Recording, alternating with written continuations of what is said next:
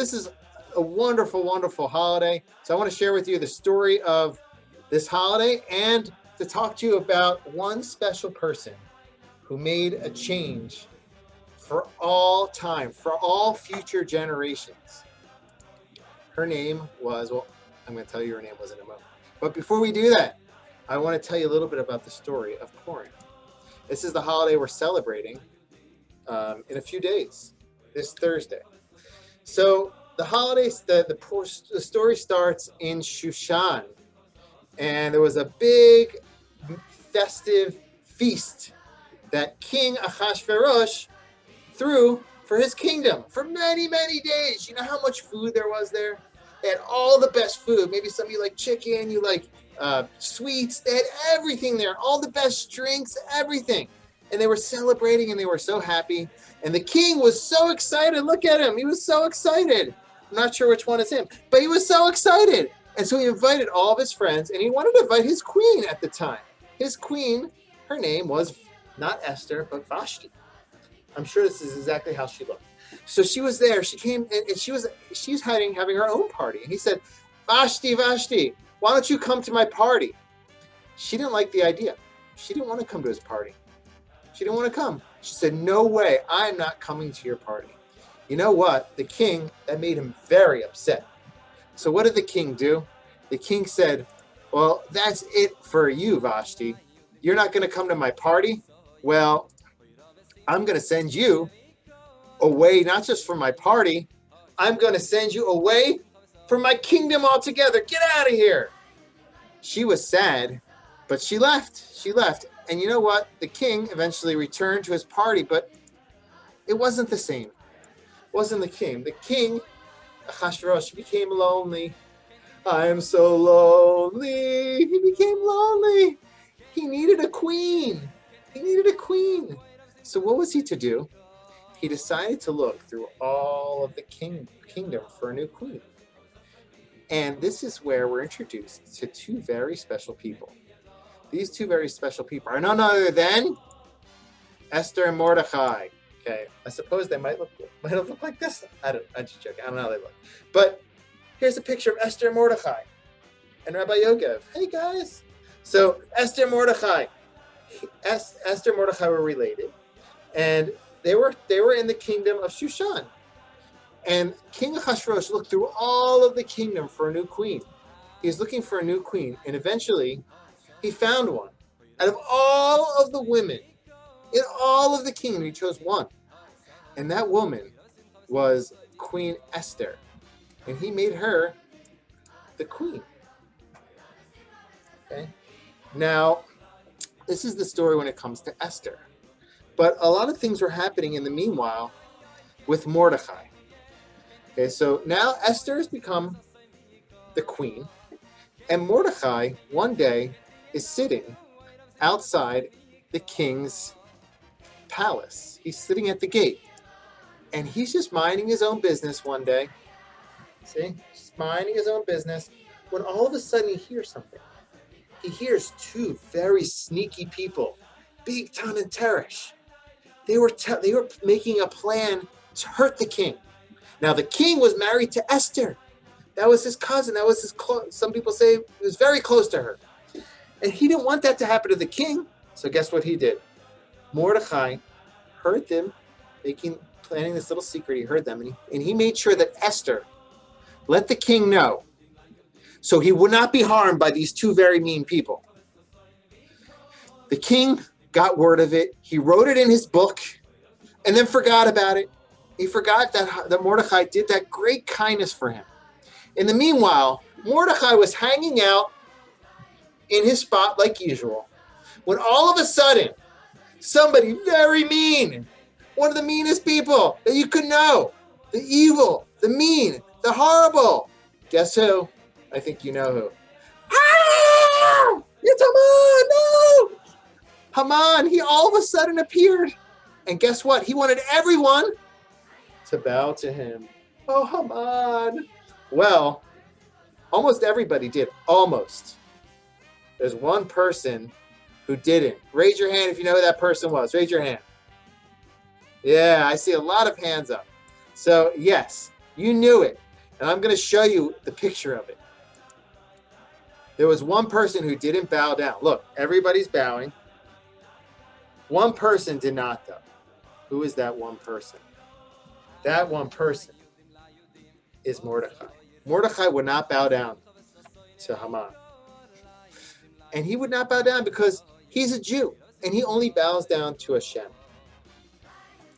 Now, Hashem loved this, but Haman didn't like it at all. It made him very angry. Okay, Haman got very angry, and so guess what he did? Look how angry he got. Got very angry. So Haman got very angry. So guess what he did? He ended up rolling some dice. Why were you rolling dice, Haman? What is this, a board game? Was it Monopoly? No, he was rolling dice to figure out a time to hurt the Jewish people. Oh no, that's so sad. He wanted to hurt the Jewish people. And the Jewish people heard about it. And guess what? They got sad also. Oh, don't. Let me wipe your tears. Let me wipe your tears. Oh. All right. Did it work? No. Anyway, the Jewish people were very, very sad. Look at them. And so what do? Mordecai went to Esther. And he said, Esther, you have to help us. You have to go to the king. You have to go to the king and ask for the Jewish people to be saved. Esther was scared. She said, I can't do it. He goes, Esther, this is why you were chosen. This might be a reason why you're chosen to be the queen to save all of the Jewish people. And this is one of the more important messages that you can take from the Megillah. That one person can change the world. One person, Esther. So Esther she built up her courage and she said, Mordecai, okay, I'm going to do my best. The king has not seen me in a long time. I'm afraid he might not accept me properly, and I might be in danger myself, but I'm going to do it. But one thing, make sure all the Jewish people pray. Pray. Oh, pray to Hashem. Ask Hashem that Hashem will help us, and fast for 3 days. All the Jewish people prayed. They turned to Hashem and said, Hashem, please help Esther. Please help things work out for the Jewish people. And so Esther built up her courage, and she decided to approach the king. Oh my gosh, this is getting scary. She approached the king, and she was afraid, because if she approached the king and he did not invite her, she could be in danger. He invited her in the end, extended his staff to her, and he said, Esther, how can I help you? What's wrong? Esther was so relieved. She thought he was going to harm her, but he was open to listening to her.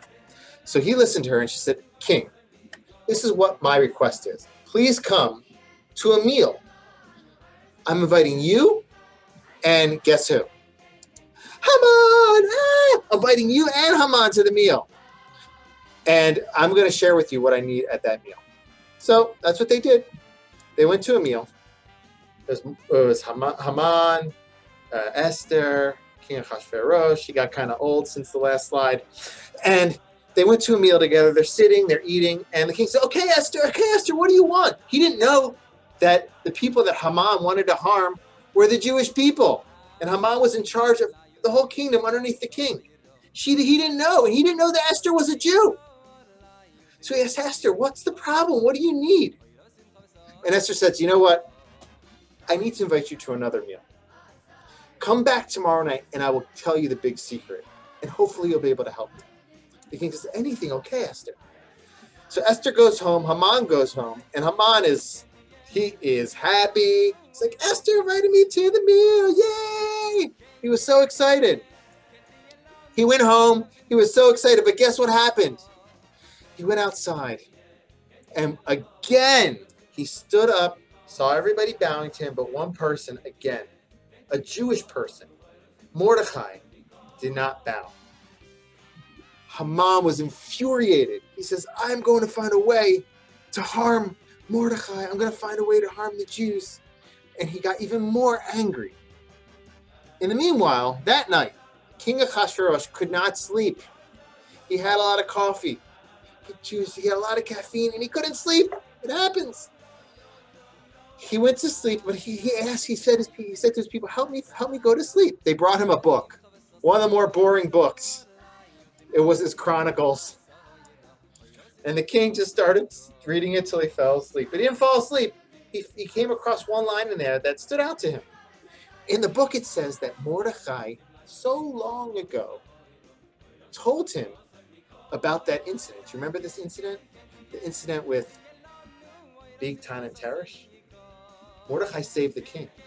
And the king remembered that. The king remembered it by reading in his Chronicles, in his book, that Mordecai helped him. The king said, what do we do for Mordecai to give him honor and to reward him?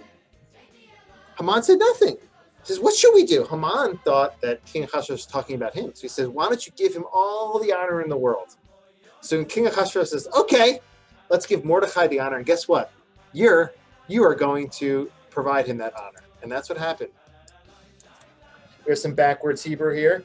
And Mordecai was on, King Ahasuerus gave honor to Mordecai. The Jewish people were starting to get saved by Hashem.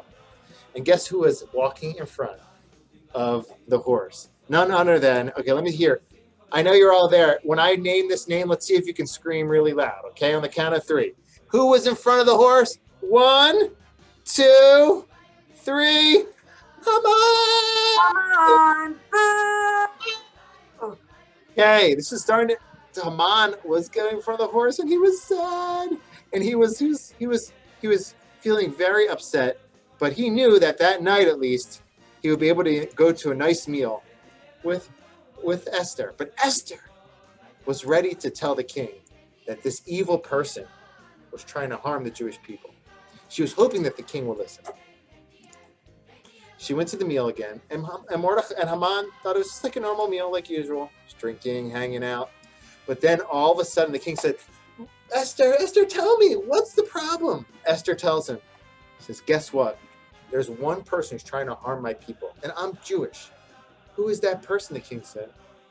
It's none other than this evil, mean, nasty Haman! Ah!